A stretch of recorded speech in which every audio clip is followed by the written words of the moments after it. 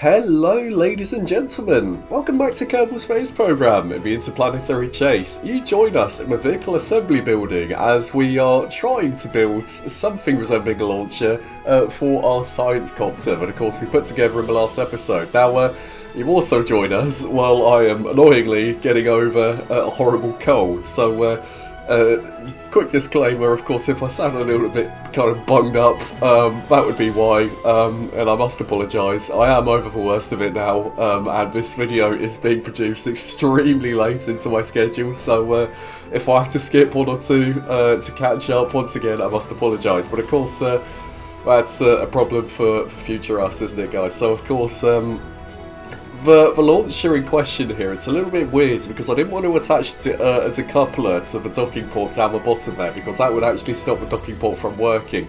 Maybe a stack separator would have done the trick, but of course we had to build that kind of beam on a radial decoupler, and then of course we can put this thing in a fairing and it looks a little bit weird, but of course, so far so good. Now, transfer stage, massive fuel tank, engine plate. I think we're going to use nuclear engines for this, so let's take out all the oxidizer. Nuclear engines, lovely, move them up. And of course we need another nuclear engine perhaps. We could go 5, or of course, because this thing's centre of mass is a little bit off, we could use reaction wheels and maybe cap this off with a battery or something, maybe a heat shield. I'm not particularly sure because we don't quite have nose cones big enough. Strut it up. Wonderful. And of course we need a little decoupler now. Move that below the engines, followed by fairing, and make that nice and flush. Absolutely fantastic. Now, once again, finish strutting that all up as you do. Big fuel tank, chunky fuel tank.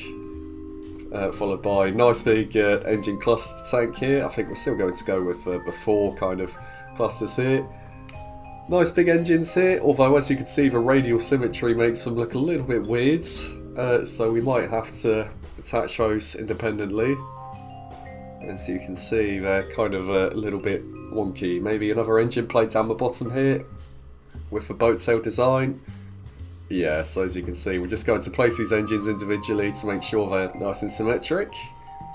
And then of course, what engine are we going to put down here? We have plenty of room for lots of variety. I was thinking of maybe another cluster, but that would look a little bit weird. So in the end, we just decided to put one of these massive guys, and that looks quite nice. So of course, radial decouplers on the side, followed by some SRBs.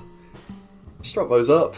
I think we do need to add some solar panels, of course, because we don't want to lose connection due to power loss, because this is going to be an unmanned mission to a dual system, specifically Layth. So of course we'll see how this goes in due course.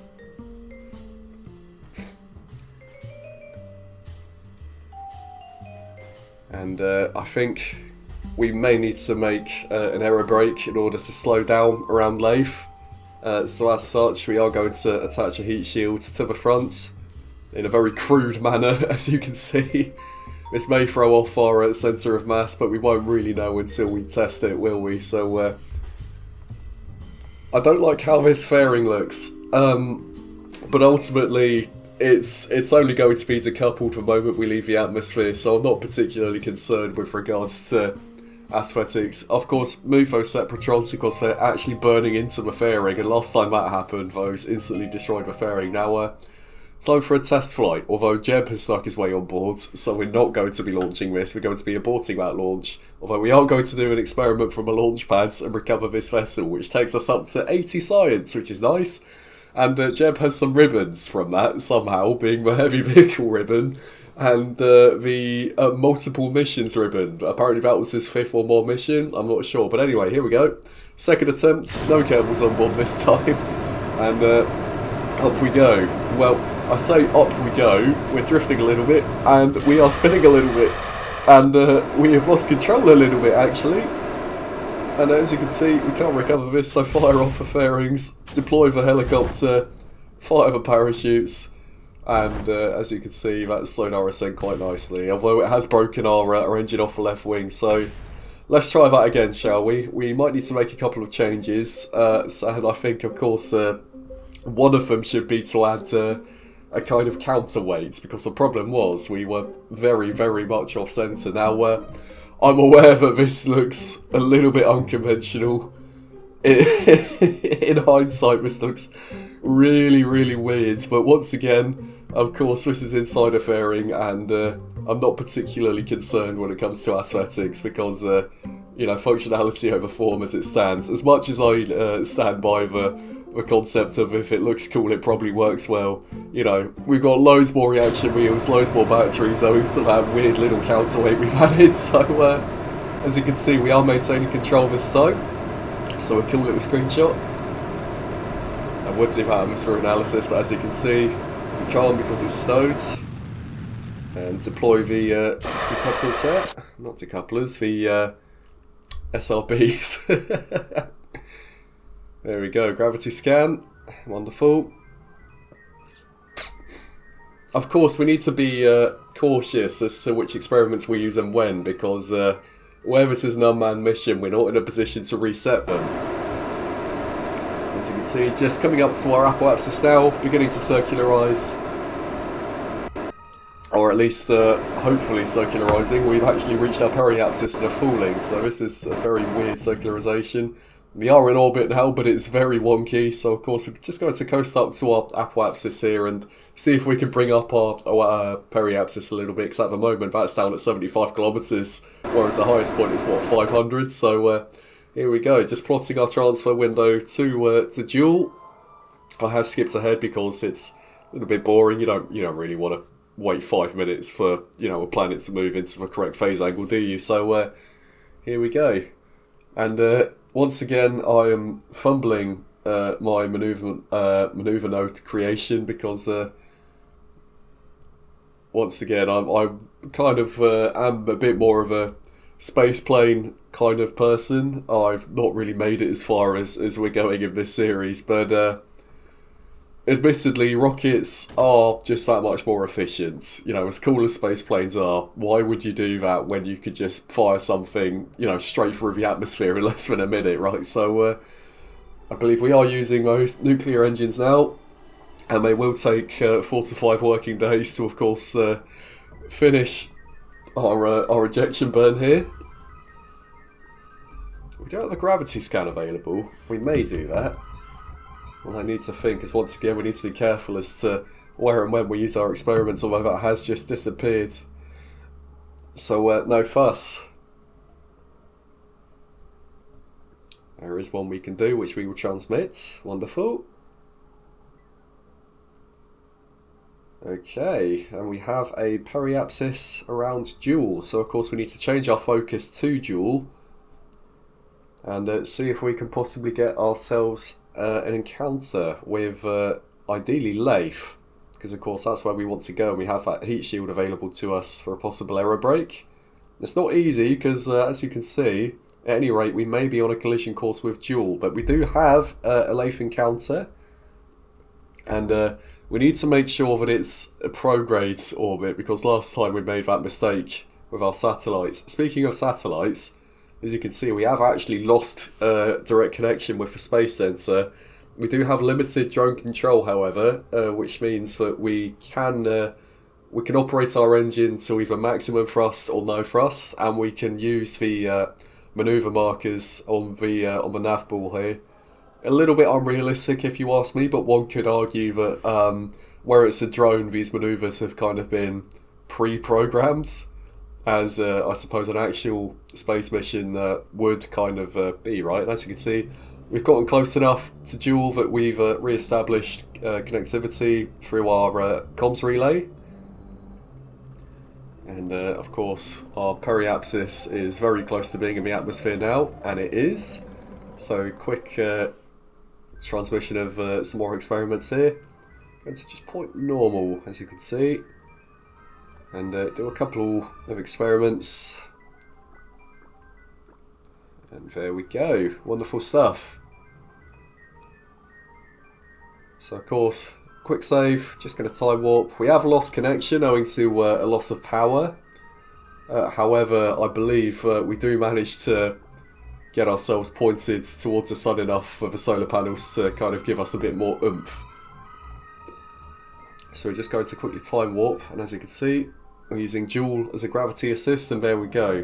Time warp to when we do have some more electricity, and going to angle ourselves towards the sun. And as you can see, we are getting some power back. We're also burning retrogrades, as you can see. Just doing a couple of more experiments here. This mission so far has been very lucky, I think would be the right words. Because once again, you know, we lost power, and the sun is conveniently in the right place at the right time for our solar panels to start building up enough charge. Now, we don't want our periapsis to be too low, because of course that would mean that we'd end up just falling into the atmosphere and possibly burning up. We don't want it to be too high, because then it wouldn't really be an error break and it would kind of defeat the point. So I'm thinking maybe 50 meters into the atmosphere alongside with a retrograde burn should be enough to help assist us with circularization. Of course, brakes on because we don't want the rotors or any of the servos to move. We have retracted one set of solar panels, as you can see, because I'm not sure the other ones are going to break, but we won't know, so better safe than sorry, right? As we turn around, now we're out of the atmosphere, and burn retrogrades. As you can see, it did curve our escape trajectory just that tiny little bit. It wasn't enough to obviously circularize, but once again, if it saves us fuel, then I'm more than happy with how things are going. So here we go. Once again, escape trajectory is bending, and we are now at our apoapsis. So just need to think about once again doing another break, perhaps. Bring that apoapsis down a little bit lower.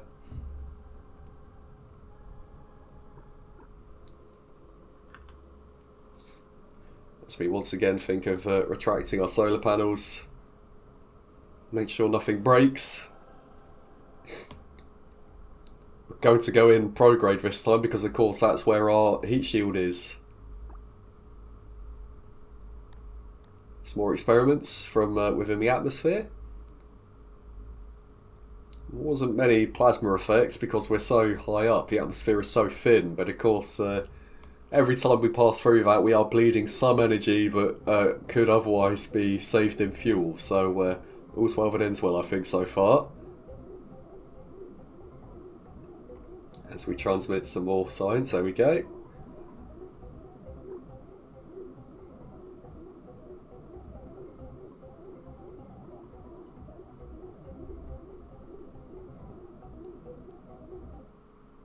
As we get a nice screenshot of the lathe obviously in front of Joule.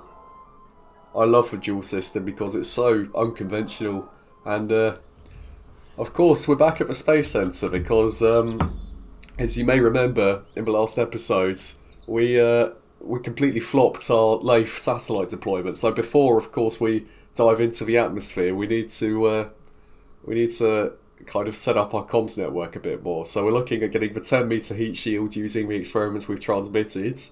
That will cost us 300 science for the heavy landing node, so yes please.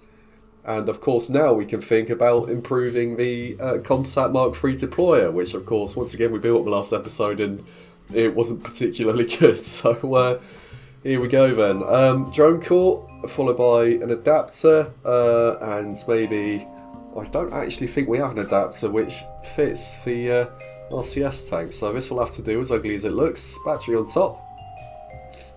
We're going to use 2 radial attachment ports, similarly to what we did previously. And of course some decouplers, followed by 2 of our lovely next-gen ComSats.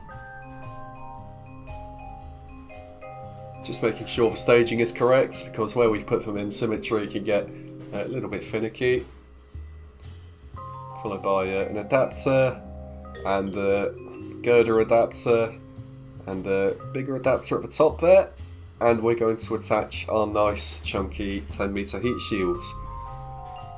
Wonderful stuff. It is inflatable, so annoyingly once we inflate it we can't deflate it, we can only jettison it. We also need to think about once again sorting those RCS engines because we had a couple of problems with clipping, so Once again, 10 meter heat shields underneath as well. As you can see, we have a nice little, I suppose, aerodynamic shield, so to speak, for those heat shields, those satellites inside. Complete verb fairing there, just to make our staging look a bit more flush, because it does look a bit weird if you ask me. Sorting through our staging now. And ultimately we will need to, of course, add another fairing to keep those satellites kind of aerodynamically sound during our ascent out of Kerbin's atmosphere. So we're just going to preemptively attach this fairing here. We're not going to build it just yet, because of course we are still working through our staging. And here we go, time to build it, and looks a bit nicer than my last one. Once again, it looks a little bit kind of, well, big, but I suppose it will have to be, all things considered. Adding some solar panels, just to make sure we don't lose connection like we did previously owing to our loss of power. Of course, Communitron 16S antenna, just to make sure that we can talk to the satellites, and here we go. It's the Deployer Mark II, or 1B possibly, I can't quite remember what we called it, but new and improved, and once again on our way to the dual system, to Layth, deploy those satellites, and of course from there we can think about deploying our Laythecopter. So here we go then, as we ascend up to our apoapsis, get rid of the the fairing.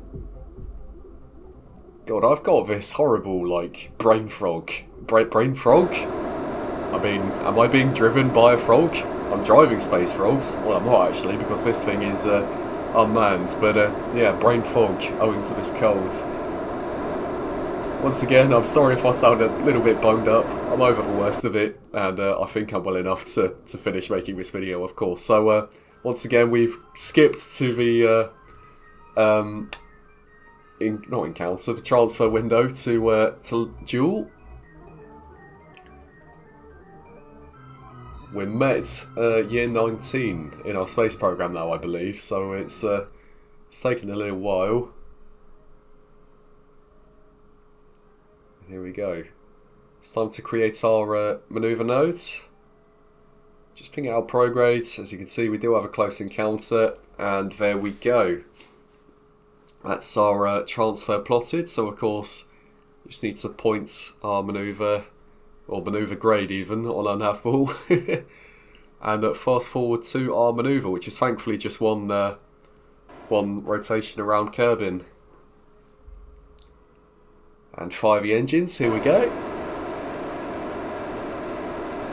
And as you can see, we will eventually have there we go, trajectory, which is slowly being brought out, and we should get an intercept with Joule any moment. There we go. So of course from now we once again need to target Layth, and hopefully bring our our trajectory a little bit closer to Layth, because where we have these absolutely massive heat shields now, we may be able to risk a little bit of a more kind of aggressive aero brake without damaging our satellites as we did previously. So here we go then, as just fiddling with the manoeuvre nodes in the GUI in the bottom left.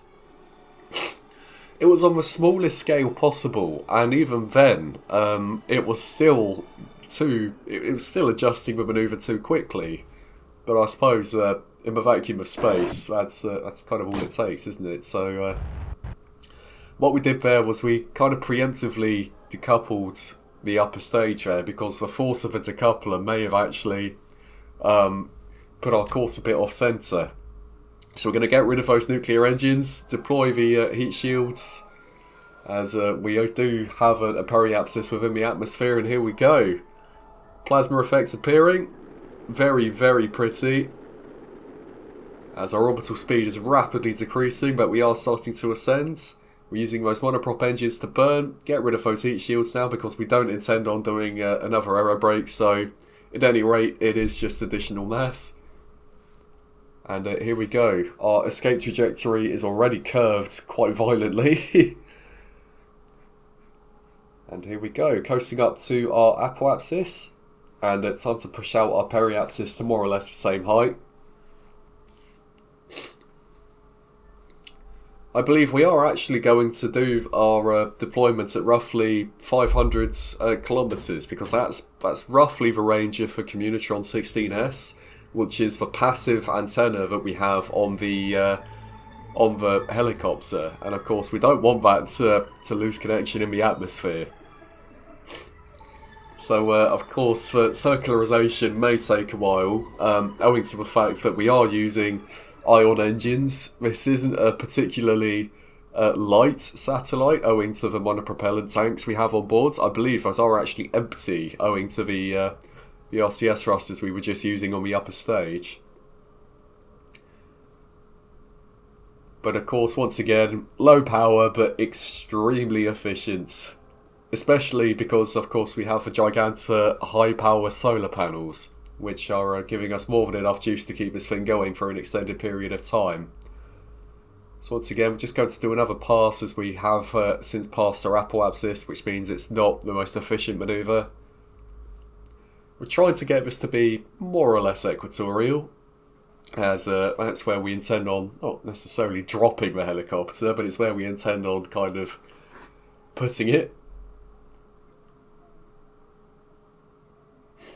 So our apoapsis is 650-ish. Need to bring that down to roughly 500 and we will be good to go. Or at least with one satellite. We want a satellite on either side of the planet to make sure that if we do lose connection, it's for a very kind of small period of time. Third pass, just to make it a bit more of an efficient circularization. Just going to coast up to our apoapsis, bring out our periapsis a tiny little bit because it's a little bit off, and there we go. Engine off, pointing normal, and of course it's time to switch back to the deployer. So of course what we do is we wait for the other satellite to be on the other side of the planet relative to us, which shouldn't take long.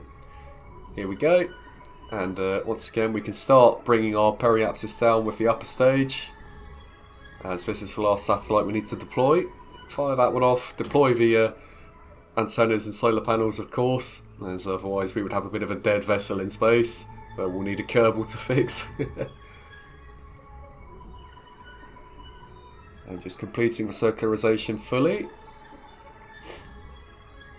And there we go. Once again, pointing normal, renaming the vessel and engine off. Lovely. Now it's time to aerobrake our helicopter into the atmosphere, seeing as we are able to maintain connection all the way through to landing, or at least that's the idea.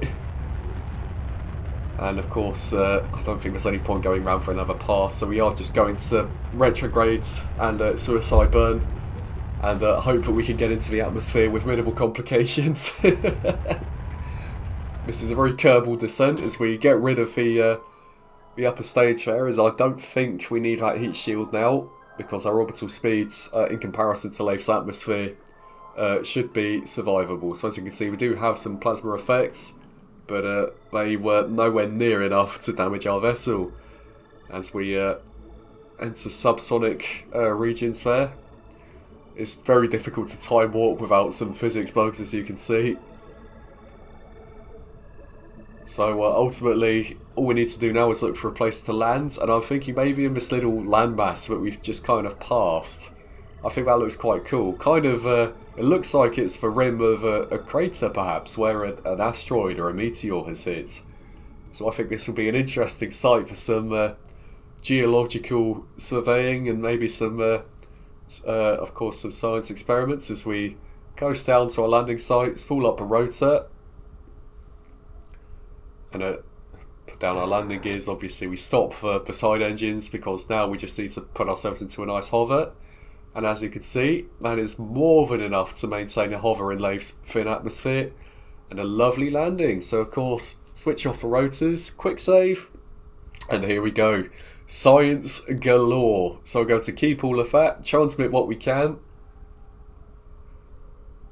get rid of anything that isn't worth anything when we transmit it, of course. And we are running out of electric charge, so we may need to do this rather carefully, because of course There we go, SAS disengaged, returning transmission because we're out of power, so we are actually coming up to